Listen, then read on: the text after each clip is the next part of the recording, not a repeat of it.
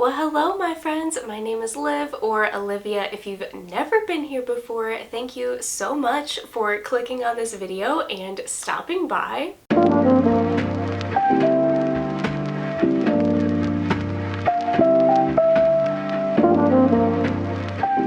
Today's video is definitely going to be an interesting one because you guys know I don't often do rant reviews of books. I don't like to bash books. I don't like to talk poorly about authors when they've spent so much work and time and energy and years into creating books and writing books for us to enjoy. But sometimes there's just those books you don't connect with as much as others, and those are the books I'm going to be talking about today. This probably goes without saying, but any of these books I talk about is nothing against you as a reader or your personal taste. I'm sorry if you guys adored these books. These are just books that I did not enjoy so much. Also, if you are an author, you may want to click off this video because I'm gonna go off here a little bit and spill some tea, I guess you could say. But I will say, out of the 93, 95-ish books I have read all year long, I've only DNF'd about 6 of them, and 7 of them I gave 1 stars. So in comparison to last year, we are already doing much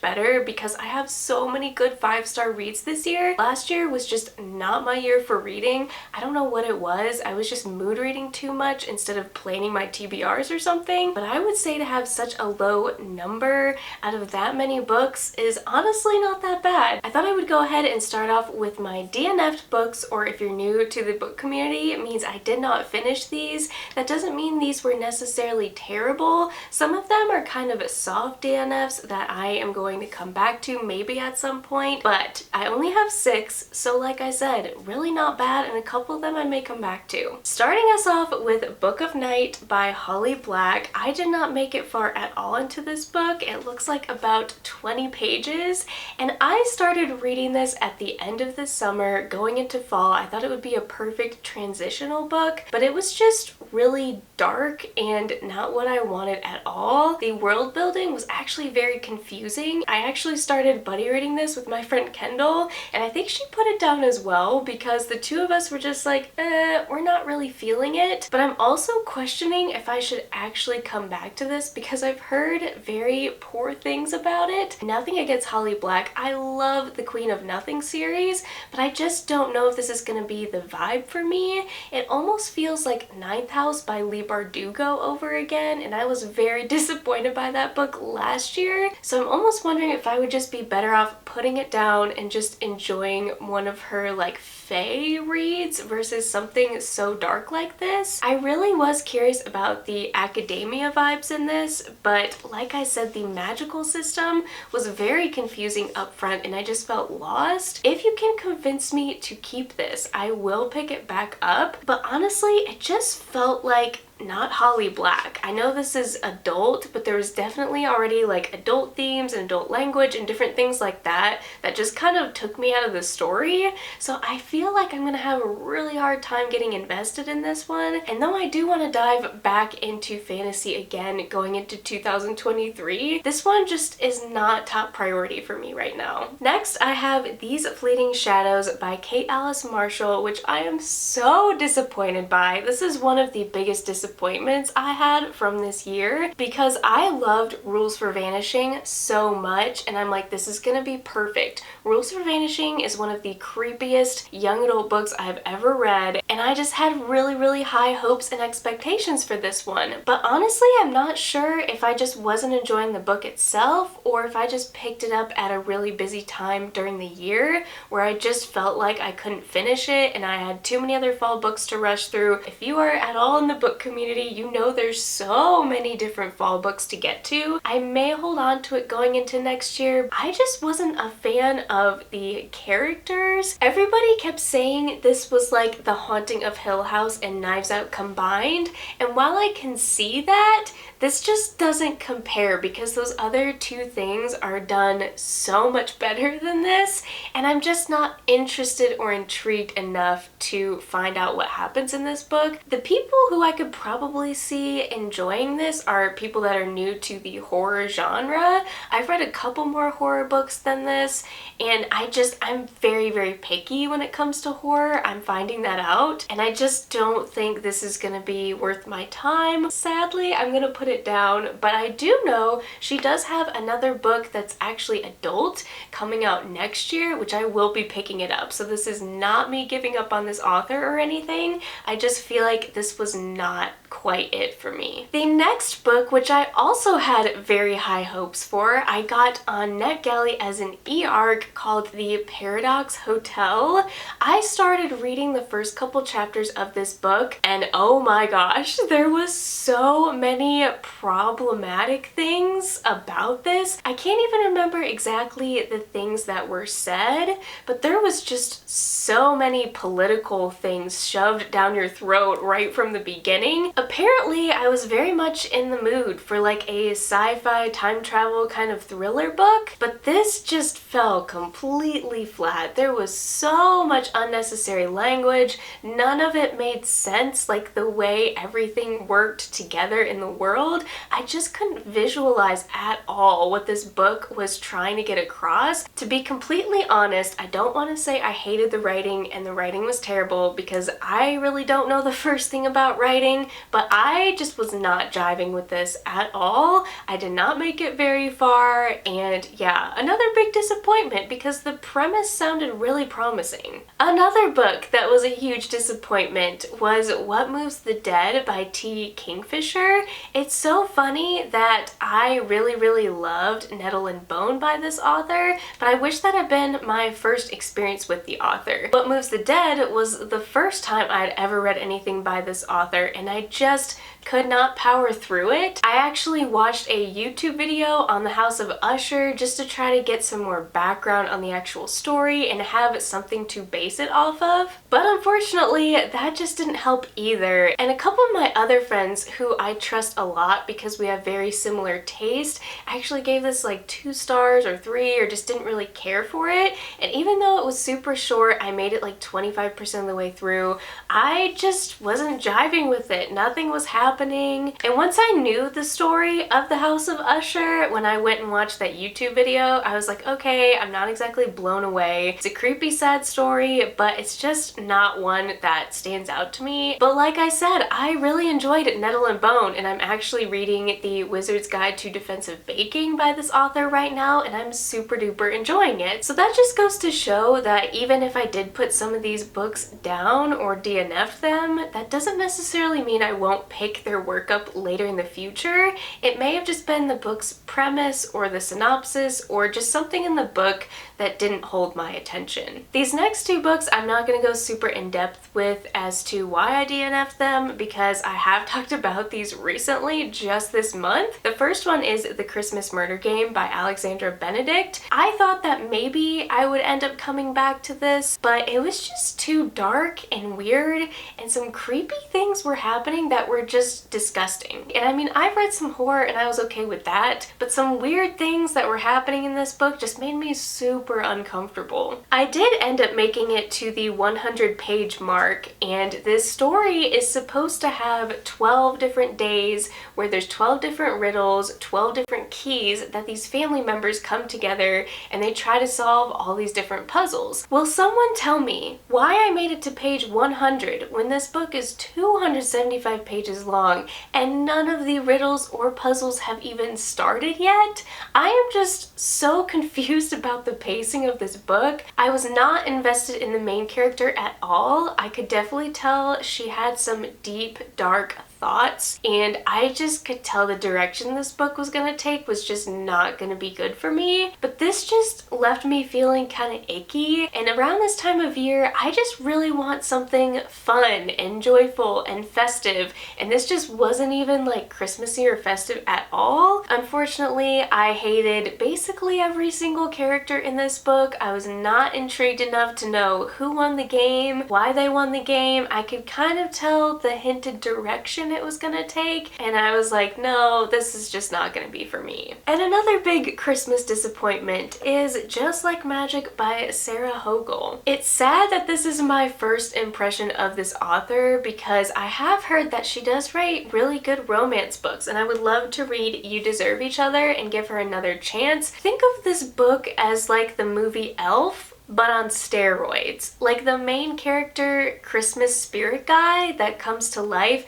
is like Elf, but 10 times more annoying, 10 times more worse. I don't know how to describe this, but I was just annoyed. I felt like I had whiplash trying to read this because I just could not comprehend or visualize what was even happening. And the main character, I was supposed to feel sorry for her and losing kind of all of this money to where she couldn't buy her family Christmas presents, and she was actually living in someone else's like abandoned house. I just could not get on board with whatever decisions this girl was making. I did not have any pity on her, and I did not make it very far in this one either. I think I made it like 40 pages into this one, and unfortunately I just don't see myself picking this up during any other holiday season. The writing wasn't bad. I feel like I could really enjoy the writing, but it was so unbelievable and cheesy and just kind of weird and quirky, but not the good kind. And now we're gonna be getting right into the books that fell super flat for me, that I had really high expectations for,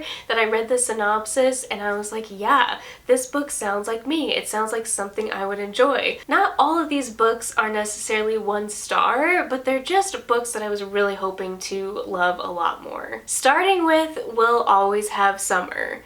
Oh boy, was this a dumpster fire. I absolutely fell in love with the TV show of The Summer I Turned Pretty. I love the Netflix adaptations of Jenny Han's other books, To All the Boys I've Loved Before, and I just went into this show knowing I was absolutely gonna love it. The beachy vibes, the characters were so adorable and cute. I loved their chemistry, and I just knew I had to pick up this book series because the show kind of ends on a cliffhanger, so I had to know what happened within this love triangle. And while the first book was absolutely amazing, it was super close to the show, the second book started going a little bit more downhill in a direction I did not like, and by the third book, I thought that this book was written by a completely different author. I felt like I did not know any of these characters, their personalities were different, the decisions they made were awful. The third book starts out with a huge trope in romance that I absolutely despise, and I was just so angry and aggravated, and the way this ended was not good at all. Like, yes, you go into the series knowing who she's gonna end up with. I was just so honestly mad about the way this series not only wrapped up, but just how it declined and how fast it declined starting right off the bat. I could not fully comprehend or get in my brain that these were the same lovable characters from the first book and from the show. It just literally made no sense to me. And I know I'm not alone in this because I've heard some people say the same thing, and it has been such a long time since I've felt frustrated by the end of a series. Honestly, I don't think I've ever been that frustrated before. So you can only imagine my disappointment when I invest time and energy into the show, the first 2 books, only to read the third book, which was absolutely, honestly, really terrible. The next book that I really wanted to love was We Were Liars by E. Lockhart. And yes, I realized I jumped on this train a little bit too late. This is kind of an older YA thriller book that I did not realize was super popular when it was. I don't think I was reading at the time. I can't remember exactly why I never picked this one up, but let me just say, first of all, I knew from the first couple pages that this writing was not gonna be my style. You follow an unreliable narrator this whole way through, but it was also just very choppy, and the book was so short. I could also tell what was about to happen or go down about halfway through the book. I personally think this would be a really good mystery thriller to someone who is new to this genre, but because I've read so many adult mystery thrillers that have done done this kind of formula before. I wasn't surprised, I wasn't impressed. I still gave it 3 stars because I feel like if I had read it around the time that everybody was overhyping it and really loved it, that I probably would have enjoyed it a little bit more. But I felt like this book kind of set the level or bar of where I want to read when it comes to young adult mystery thrillers. I read another young adult mystery thriller that was also a huge disappointment, which I will get to in a minute. But I feel like going into the new year, I'm just not gonna be reading young adult mystery thrillers because there's always something lacking. It just always reads a little bit more immature, and I can typically figure out the direction the book is taking. There was a couple surprising moments, but I didn't like the characters. The book was way too short, and I'm just honestly not interested anymore in this author's writing. And the other young adult mystery thriller I really wanted to love was The Counselors by Jessica Goodman. I think this was the first book I've ever read by this author, but it was actually our buddy read for the Suns Out Books Out readathon that we did over the summer, and I was super disappointed because obviously when it's a buddy read, you want to love it, you want to enjoy it, you want to have fun with it with everyone else that's participating. Probably the only thing that I really loved about this book is the summer camp nostalgic vibes. If you did not grow up going to summer camp like I did, I feel like you also might have a hard time connecting with this book. I wasn't surprised by the ending. The characters just made really stupid, dumb decisions that I got frustrated with. Overall, there just was not much to like about this book. I don't really know what else to say. It just really read immature, and it just was not for me. And the next book that I decided to pick up on a whim, which probably was not a good idea because I made that mistake a lot last year and I ended up with a lot of books that I hated. But because Lauren Graham narrates this book, I had to give it a shot because I love Lauren Graham, and that is One Italian Summer. I should have seen the red flags coming in the beginning of this book when this girl is so obsessed with her mom. After she's already passed away, she decides to go on this trip and kind of relive her mother's life. There's also a big trope that I hate in books, but right from the beginning, when this girl has like a mommy obsession and makes all of these terrible decisions after her mom is gone, I'm like, you have all these other people in your life you need to be paying attention to, and I understand there's a time for grieving, but if you've read this book, you probably understand what I mean. I feel like this book wasn't based so much off of plot, but more so vibes, because you have amazing Italian food descriptions, you have so many atmospheric descriptors of where she's going, where she's traveling, and what she's doing, but the plot itself was just not good. I feel like this is an example of magical realism done poorly. I don't know if that makes any sense because I don't want to give anything away, but while I did enjoy Lauren Graham's reading of this book, the story was just, it just made me feel icky the whole time. There's nothing really that I enjoyed about this book, unfortunately. The next book, you guys probably remember me going off pretty hard in a vlog at some point this year. If you've been around for a while, you probably remember me talking about this book this summer, and that is Hide by Kirsten White. First of all, I just have to say I am so happy and glad I am not the only person that was super disappointed by this. I mean, when you have a game of survival in an amusement park, it just sounds like a really good, thrilling, fun time, but this was not it at all. There was so many like subplots of romance and people that were dealing with different things in their own personal life that I just did not care about. The one really big thing that I did love about this book that I was hoping and praying Kirsten would just run with this idea is our main character Mac has this very traumatic childhood, and I'm not going to spoil anything about that, but if you've read this book, you know what I mean, and I really wish she had run more with that aspect of the main character, but instead we got so many of these different side characters who, spoiler alert, may or may not have ended up dying. After finishing this book, I realized she meant it to be some type of kind of gimmicky or comical type of story. But I can tell you right now, if you've read this book and you didn't care for it either, Annihilation is a way better book than this one, where some of the main plots and twists are very similar, but it just had such a promising plot and storyline that I thought would be super fun. I've never read anything like this, but overall there was so many things I could sit here and list out and tell you guys that it could have done better, but also the ending was absolutely frustrating. I felt like this ride off into the sunset, like open ending, made absolutely no sense to me. It was just laughable. The last sentence of this book, I just sat there and laughed because I was so sad that I didn't like it and I was trying to make myself feel better. And the top #1 book that I could not believe I ended up giving 2 stars is I Know Who You Are by Alice Feeney. I was so shocked that I was giving Alice Feeney a 2-star rating because you guys know I love Alice Feeney. She's probably in my top 3 mystery thriller authors. She's definitely an auto-buy author for me. That is not to say I did not enjoy the first 3/4 of this book because I was loving it, absolutely loving it. But as most of us know, the ending of a mystery thriller can really make or break a story. I can give you one word as to why you shouldn't read this, and you will probably be disgusted. But just when I thought it could not get any worse, she just kept going with all of these things that made me just want to absolutely vomit. It was literally that bad. There was a lot of high stakes, interesting moments in this book, but man, I don't know what in the world she was thinking when she wrote this. And last but not least, I really did not like As Seen on TV by Meredith Shore. Apparently,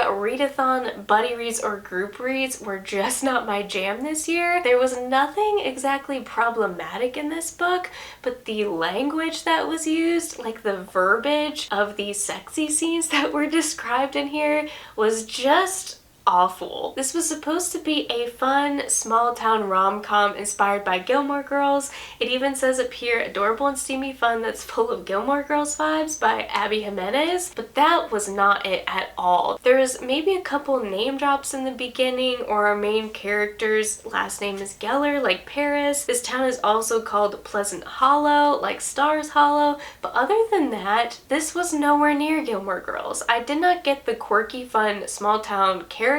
I did not get that cute, swoony romance. This was just very, very insta-love. This girl was just so desperate to find a man, and even though you do kind of discover why Adina, our main character, is the way she is, I just felt like no one that's in their late 20s is going to be that boy crazy and immature. I did not care for the main love interest either. The way he was described was so cheesy, and honestly I thought out of everyone participating or reading this book that I would be the one to love it, because I have not read very many romance books to compare this to, but this was just so cringeworthy, and I hate to say that because it sounds so mean, but that's literally how I felt. I could go on and on about this book, but obviously the biggest issue I had with it is it was supposed to be a cute small town rom-com book, and that was not it at all. Alright friends, there ends my long chaotic rant of some books that I tried to push through, some books that I pushed through and just really did not love this year. But honestly, I have so much to be thankful for when it comes to my reading, because you guys probably remember last year